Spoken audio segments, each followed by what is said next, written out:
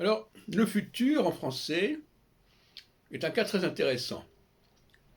Parce que, quand je dis par exemple, je dis je modifierai, qui vient du. Bon, alors il y a l'infinitif modifier.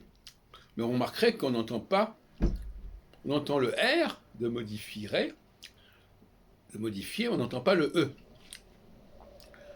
Voilà.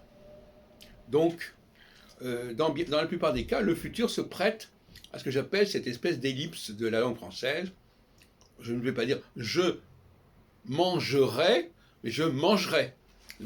Donc c'est notamment dans les cas de futur qu'on voit que le français exige une sorte de réduction.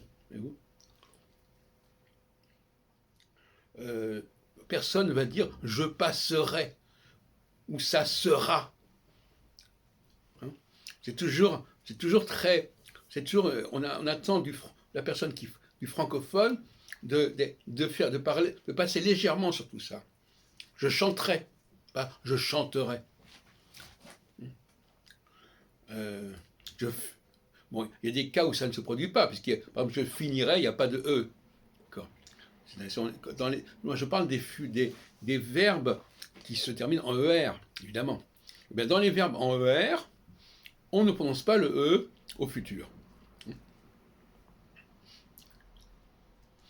Par ailleurs, bon, la construction du futur en français est assez étrange par certains côtés, puisque il se prête, par exemple, si je dis j'ai, je veux dire j'aurai, alors que c'est le verbe avoir. Donc l'infinitif avoir, le V de avoir devient un U. On sait qu'à une époque c'était la même lettre, mais on ne va pas dire j'avrais, on dirait j'aurais. Mais quelle est la différence entre j'avrais et j'aurais? Simplement, dans un cas, je prononce la lettre U comme un V, dans l'autre cas, je prononce comme un U. Si c'est un U, ça c'est AU, ça devient aurait. Si c'est un V, je dis j'avrais. Voilà.